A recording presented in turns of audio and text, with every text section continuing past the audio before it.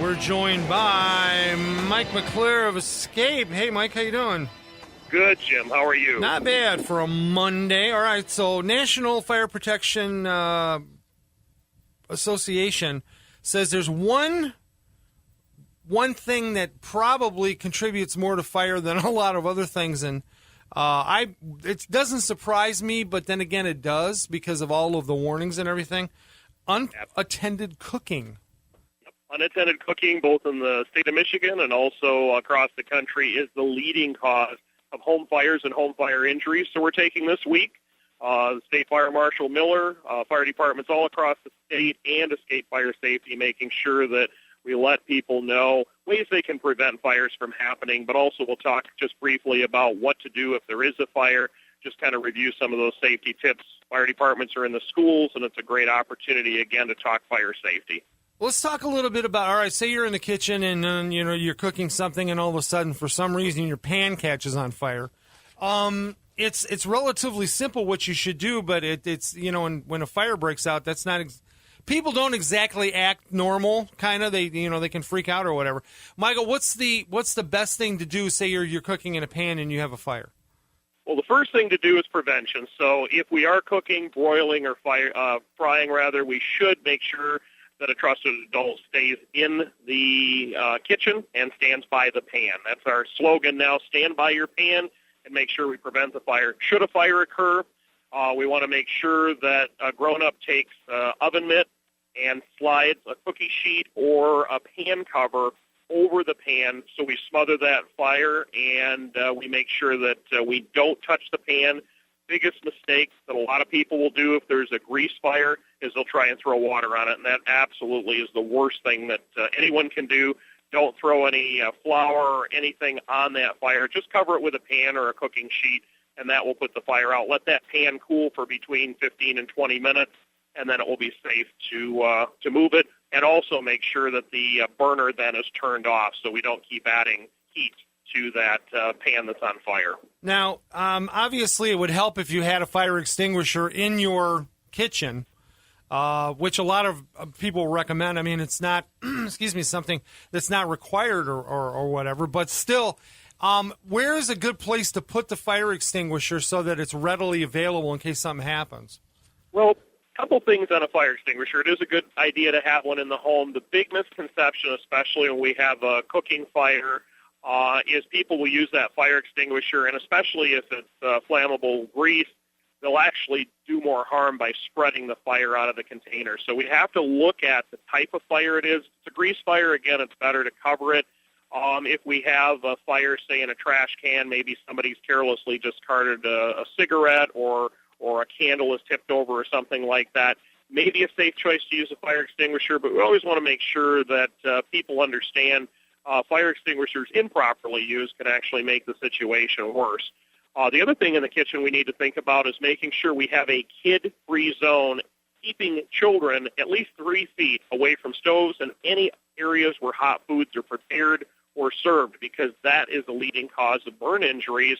And when we're using microwave ovens are a leading cause of burn injuries. So we want to make sure that people using the microwaves are at least as tall, if not taller than the microwave ovens, so that when they're removing food or hot liquids, there's not a chance that those are going to spill on them. Again, we prevent the injury from happening in the first place. Okay, and let's talk a little bit about the microwave situation, because when you do cook food in a microwave, as you said, it gets very hot.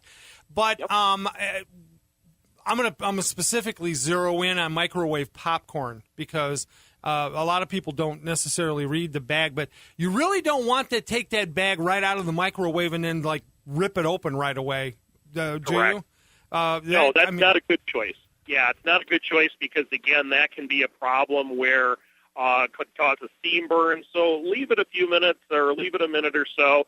And also make sure that someone's staying by the microwave oven when that popcorn is popping, because all the different brands and manufacturers and different types of microwave and wattages can pop that popcorn more rapidly or slowly. And sometimes what will happen is if all the kernels don't pop, sometimes people want to put it back in for another few minutes.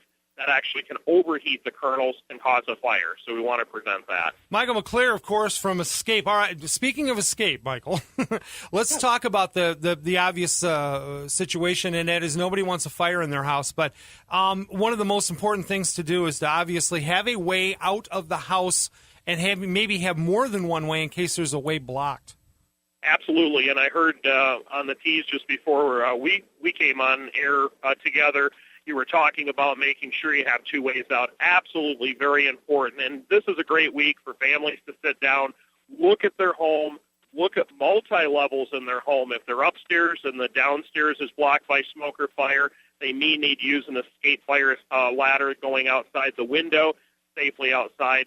Two ways out of any room, making sure they have a meeting place, making sure that everyone in the home knows where that meeting place is outside. Could be a tree, a fence, a neighbor's house, someplace, and then practicing that escape plan at least twice a year so that children and adults all know what to do and all will be able to react appropriately when the smoke alarm sounds or they see smoke or fire conditions. Let's talk a little bit about Family Fire Safety Day that's coming up later this month out at Lowe's in Portage. Absolutely. Really excited again to partner with Midwest Communications. We're going to have, this is our 10th year for the event, going to have some great opportunities. A couple of the key sponsors are going to be Preferred Credit Union and also Metro PCS. They're going to have a photo booth. We're going to have the E.S.C.A.P.E Fire Safety Trailer. Our friends from Portage Fire will be there, Portage Department of Public Safety Fire Division. Jake the Fire Safety Dog, always a big hit. Jake demonstrates how to crawl low under the smoke and get out and stay out. So it's going to be very interactive. We're also this year going to have an educational theme. Every one of our participants is going to bring some form of education, and the children and the families are really going to be able to step up their knowledge on safety, health, and wellness. It should be a good time.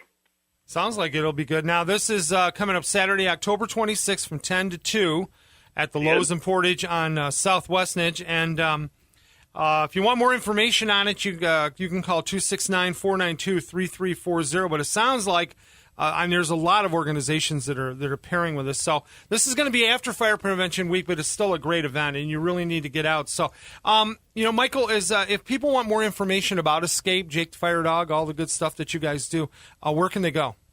They can go right to our website, E.S.C.A.P.E Inc., ESCAPEINC.org, or jakethefire.org. We've got some great links on his Facebook every day this week. We're going to be posting some new tips. We're going to have some videos showing what to do and what not to do in an emergency, and it's facebook.com/Jake the Fire Safety Dog. Well, we look forward to seeing both you and Jake back in the studio at some point in time here soon, because it's always nice to see you. Again, Fire Prevention Week this week, all across the country and here in the state of Michigan. And as Mike says, get cooking with fire safety. You should be okay. Thanks for stopping by today, Michael. We appreciate it. Absolutely, Jim. Thank you. All right, Michael McClure of E.S.C.A.P.E. And it's, again, go to his Facebook site.